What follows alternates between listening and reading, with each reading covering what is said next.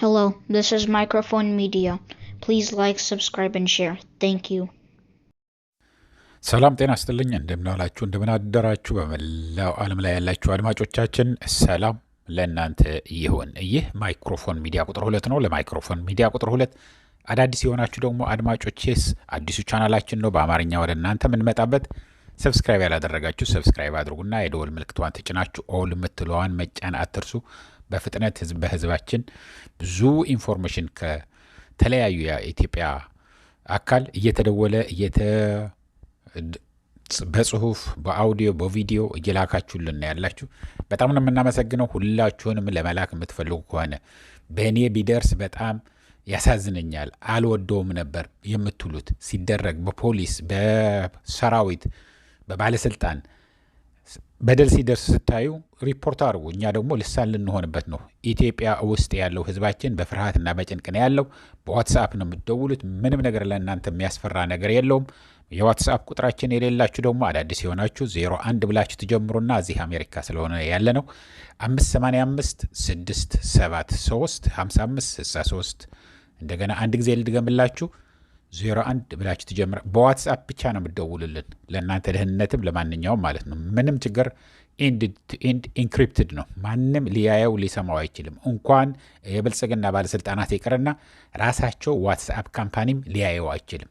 እኔና እናንተ ነው ወደምትልኩለት ሰውና ወይም ወደምትደውሉለት ሰውና ራሳችሁ ነው እንጂ ሌላ ማንም ሊሰማው አይችልም። ስለዚህ ለእናንተ ሴፍቲም ምንም አደጋ የማያደርስ ስለሆነ ደውሉልን፣ ጻፉልን፣ ላኩልን። ለመጨረሻ ጊዜ ስልኩ ልንገራችሁ፣ ምናልባት እስክሪብቶ ምናምን ካልያዛችሁ ማለት ነው 01 ትላላችሁ 585 673 55 63 ነው 01 585 6735563 በዚህ ደውሉልን እያልን እንግዲህ አድማጮቼ አሁን ይዘንላችሁ የመጣ ነው አስደሳች ዜና።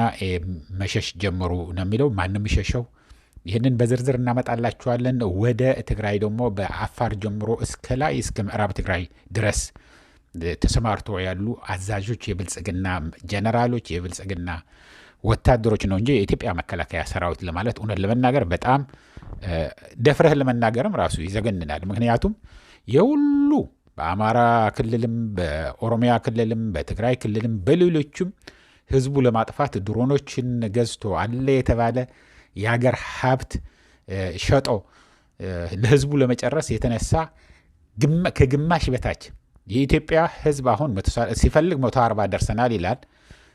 ከ140ው 56 ሚሊዮን ብቻ ነው የሚያስፈልገናሉ። 56 ሚሊዮን እንግዲህ አድማጮቼ ደርግ መጀመሪያ ሲመጣ የነበረ ቁጥር ነው። ከግማሽ በላዩ ወዴት ሊጥለው እንደፈለገ የት ሊያጠፋው እንደፈለገ የኢትዮጵያ ህዝብ ማወቅ አንችልም። ግን እንደምታዩት ነው። በየጊዜው ሂዶ የሚገድለው ሳይሆን የላካቸውን የሚመቱና የሚያልቁትንም አሁን አማራ ክልል እንኳን በአጭር ጊዜ ውስጥ 46 ሺህ ይታያችሁ። እንግዲህ ትልቁ ስታዲየም ኳስ የኢትዮጵያ ህዝብ ስለሚወድ የእግር ኳስ ማለት ነው። ትልቁ ስታዲየም ሞልቶ የምታዩት 30 ሺህ በዛ ከተባለ 40 ሺህ ነው ሰው የሚይዘው ስታዲየሙ። ያው ልጥም ብሎ የምታዩት ከዛ ህዝብ የሚበልጥ አልቀዋል ማለት ነው። ባለፉት 5-6 ወራቶች ከጥቅም ውጭ ሆነዋል። ከጥቅም ውጭ ሆነ ማለት ደግሞ ምንድን ነው? ወይ ሞተዋል፣ ወይም በጥይት ተመተዋል፣ ወይ ተማርከዋል። እንደዚህ ነው የሚሆን ያለው። አሁን ደግሞ ቁጥር ስፍር የሌለው በጥይት ማብረጃ ብለው ወደ ትግራይ ያስጠጋው ብዙ ሰራዊት አለ። ይህ ሰራዊት ምንም ልምድ የለውም፣ ምንም ፍላጎት የለውም። ከመንገድ ታፍሶ የመጣ ነው። ከአዲስ አበባ አሁን በዘራቸው ብቻ ተሰብስበው ዩኒፎርም አልብሶ ጥይት ማብረጃ ትሆናላችሁ። እንግዲህ ከፍተኛ ባለስልጣኖቹ ከኋላ ይሆኑና ጥይት ማብረጃ የሚባለው ምንድን ነው? ሂድ ግባ እየተባለ ወደኋላ ከተመለሰም በጥይት ይባላል። ስለዚህ ምንም አማራጭ ስለሌለው እየተኮሰ ወደፊት ይጠጋል፣ ወይ ይቆስላል፣ ወይ ደግሞ ይሞታል፣ ወይ ይማረካል ማለት ነው። ስለዚህ እንደዚህ እየተደረገ ጥይት ማብረጃ ይሏቸዋል። ቀድመው ዝም ብለው ጥይታቸው ቢያልቅም ተኩሶ ጥይት መግዣ ስለሌለው ጥይት ማግበያ ስለሌለው በተለይ የትግራይ ሰራዊት እየተባለ ከዚህ በፊት ተሰርተውላቸዋል። አሁንም እንደዛ ለማድረግ ነው የሚፈልጉት። በዝርዝር ግን የመጡትን አሁን መሸሽ ጀመሩ የሚለውን ወደዛ በደንብ እመጣላቸዋለሁ አድማጮቼ። እነማን ናቸው ግን እዛ ያሉት? እስከ ከ11 በላይ እዞች ናቸው እዛ ያሉት። ዝርዝር ልንገራችሁ ስማቸውን። የምዕራብ እዝ ሜጀር ጀነራል አማራ ባህታ፣ ምብራቅ እዝ ሌተና ጀነራል መሐመድ ተሰማ፣ የሰሜን ምብራቅ ሌተና ጀነራል አሰፋ ቸኮል። ስማቸው ስጠራቸው የምታውቋቸው ከሆናችሁ ወይ ፎቶግራፉ ካላችሁ ላኩልን። እያንዳንዳቸው ፎቶግራፋቸው እንኳን እናውቋለን፣ ግን አለ አይደለም ስለ እነሱ የምታውቁትን ታሪክ ካለ ጻፉ። መማማሪያ ነው ይሄ። ማንነታቸውን ማጋለጥ የምትፈልጉት ምን ያህል ጥሩ ነገር የማይሰሩትን ካለ ጥሩ ነገር የሰሩትም ካለ መጻፍ ትችላላችሁ። ግን አሁን አማራ ክልል ገብቶ ህዝብ እየጨፈጨፈ፣ ትግራይ ሂዶ ህዝብ እየጨፈጨፈ፣ ኦሮሚያ ሂዶ ህዝብ እየጨፈጨፈ፣ በሁሉም አካባቢ ያለ የብልጽግና ሰራዊት ሆነ ያለው የአብይ አህመድ ሰራዊትም ማለት ትችላላችሁ ሆነ ያለ ምንም ነገር ደህና ነገር ሊወራለት አይችልም። ግን ታሪክ ነውና ታሪክ የሰሩት ነገር ካለ መጻፍ ትችላላችሁ። ግን ልጨርስላችሁ። አሰፋ ቸኮል ብያችኋለሁኝ። ደቡብ እዝ ሌተና ጀነራል ሰሎሞን ኢታፋ፣ የማዕከላዊ እዝ ጀነራል ዘውዱ በላይ ወይ ሊስትሮ፣ ይሄ ከአገው ሄደ ነው አሉ።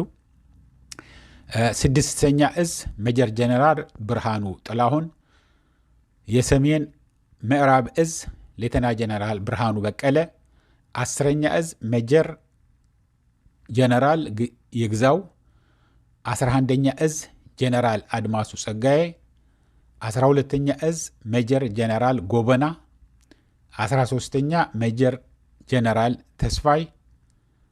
የአባት ስም ስለሌለው ነው የማልጠራው፣ የላካችሁልን በጽሁፍ ማለት ነው።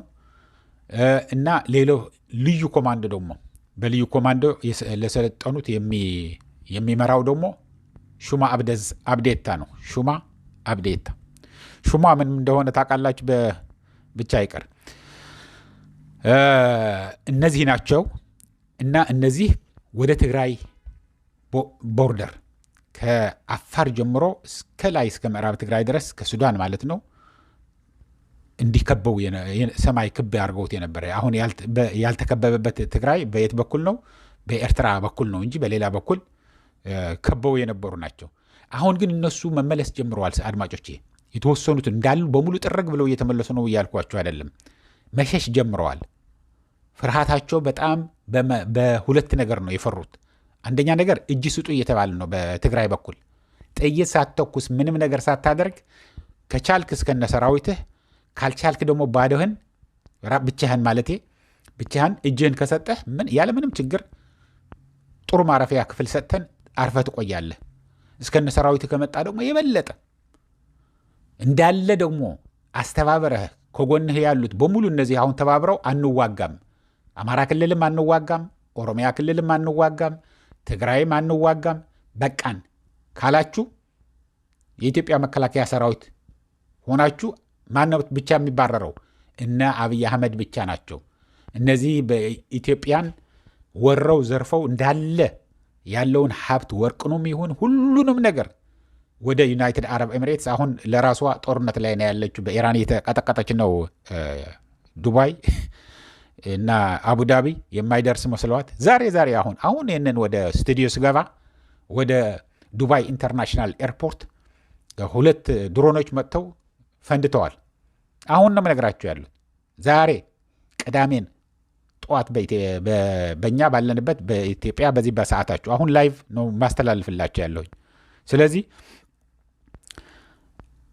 ይህንን ሁሉ ሀብትና ንብረት ዘርፈው ያሉት እነሱ ነው የሚሄዱት። እንዳይወጡ ከሀገርም እንዳውም መከልከል ትችላለህ። የኢትዮጵያ ህዝብ ካበረ እኮ ምንም ማድረግ አይችሉም። ህዝብ ካበረ፣ ህዝብ ከተነሳ ምንም ማድረግ አይችልም። ግን እነዚህ አሁንን ወደ ዋናዎቹ ልመልሳችሁና ከትግራይ እንግዲህ የአማራ ክልል ከተሞቹን እየወጡ ከኦሮሚያ ክልል ከተሞቹን ወጥተው ነበር ወደ ትግራይ መጥቶ የነበረ። አሁን ግን በኦሮሚያ ክልልም በኦላ እንዳሉ እነዚህ ምልሾቹን የኦሮሚያ ምልሾቹን የሄዱትን ልክ እንደ ቅጠል ሲያረግፏቸው በቃ እየፈረሰ መሆኑን ገባቸውና አብይ አህመድ ማለት ነው። ሌላው በአማራ ክልልም እነ ደብረ ታቦር በሙሉ ባህር ዳርም በአጭር ጊዜ ጎንደርም በአጭር ጊዜ መያዝ እንደምትችል፣ ምክንያቱም ሰራዊቱ ለቆ ሲሄድ ያ አደራጅተው የአማራ ክልል እርስ በርሱ እንዲዋጋ አድርገው ምልሻም ምናምንም ጸጥታ አስከባሪም ምናምን ተብሎ ሰልጥነው ታጥቀው ያሉትን ምንም ነገር ሊያደርጉ እንደማይችሉ ስለታወቀ ከትግራይ ቦርደር ሂደው የነበሩትን ተመልሰው ወደ ወሎ፣ ወደ ጎጃም እና ወደ ጎንደር አካባቢ ያሉትን ከተሞች እየገቡ መሆኑን ተረጋግጠዋል። ይሄ አንዱ ትልቁ ደግሞ ግፊት የተደረጉ ያለው ጦርነቱ ሊጀምረው ካሰበ ያው አሁን 1 ወር ሊሞላው ነው። ወስኖበት የነበረው ቀን ሊሆንለት እንደማይችል ግን ስለገባው ነው። አንደኛ ተተኳሽ የለውም። ማንም ተተኳሽ አይሸጥለትም። አሁን ድሮኖች አሉት። ድሮኖቹ ግን የሚፈነዳ ተተኳሽ ከሌለ ምንም ዋጋ ያላቸውም እቃ ማለት ነው። መጫወቻ አሻንጉሊት ማለት ናቸው። ሂዶ ላይ ሆኖ ሰማይ ሆኖ ፎቶግራፍ ሊቀርጽ ስፓይ ሊያደርግ ይችላል። ሰራዊት ወዴት እየተንቀሳቀሰ እንደሆነ ማየት ይችላል። ግን መተኮስ አይችልም። ተተኳሽ ዜሮ ናቸው። የቱርኪ አልሰጥም ብለዋለች። ዩናይትድ አረብ ኤምሬትስ ዋና ገንዘቡንም ተተኳሹንም ሁሉንም ነገር የምታግዘው የነበር ደግሞ ለራሷ ፈርታ በኢራን እየተቀጠቀጠች ነው። እንዳውም ለስደት ወደ አውሮፓ ወደ እንግሊዝ አሁን ለመግባት እስከ 300,000 ፓውንድ አውሮፕላን እየተከራዩ ወደ አውሮፓ ከተሞች እየሄዱ ነው ያሉት የዩናይትድ አረብ ኤምሬት ባለጸጋዎች ማለት ነው። ስለዚህ ይህንን ቀላል ነገር አልሆነም። እነዚህ ሰዎች በጣም በጣም በከፍተኛ ፍርሃት ነው ያሉት። አብይ አህመድ የት እንደሚሄድም አይታወቅም። ስለዚህ ሰራዊቱ ብቻ ከትግራይ ቦርደር እያመለጠ ነው። ሁላችሁም ግን አሁንም እዚህ እያለን የምንለው እያዳመጣችሁት እንደሆነ እና ስለምናቅ ለአብይ አህመድ ሰራዊት ነው የምናገራ ያለሁት። አሁን እናንተ ስማችሁ የዘረዘርኳችሁ 13 14 እዞችን አመራር የሆናችሁ እንደገና ቶሎ ብዬ ስማችሁ ቢደግመው መጀር ጀነራል አማረ ባህታ፣ መሐመድ ተሰማ አርጋቸው ልተመውና ስማቸውን ብቻ ልጥራቸው። መሐመድ ተሰማ፣ አሰፋ ቸኮል፣ ሰለሞን ኢታፋ፣ ዘውዱ በላይ፣ ብርሃኑ ጥላሁን፣ ብርሃኑ በቀለ፣ ይግዛው አባት ስም የለውም፣ አድማሱ ጸጋዬ፣ ጎበና አባት ስም የለውም፣ ጀነራል ተስፋይ ይሄማ የአባት ስም የለውም እና ሹማ አብደታ የልዩ ኮማንዶ አዛዦች እጃችሁ ስጡ። እጃችሁ ለፋኖም ለትግራይ ሰራዊትም ለኦላም ባላችሁበት አካባቢ እጃችሁ ስጡ። ከዛ በኋላ ህይወታችሁ ታተርፋላችሁ። ከእናንተ ስር ላይ ያሉት የድሃ ልጆች ደግሞ ምንም ነገር ሳያውቁ ተገደው መጥተው ያሉትን ህይወታቸውን አትርፉ። ጀግኖች ትባላላችሁ። ታሪካችሁ እስከ ወዲያኛው ይጻፍላችኋል። ምህረት ይደረግላችኋል። እስካሁን የተሳሳታችሁትን አሳስታችሁ የገደላችሁትንም ያቆሰላችሁትን ምናምን ምህረት ይደረግላችኋል። አምነስቲ ይሰጣችኋል። ያለምንም ቅድመ ሁኔታ እጃችሁ መስጠት ብቻ ነው። ከዛ በኋላስ የምትጠየቁበት ነገር የለም።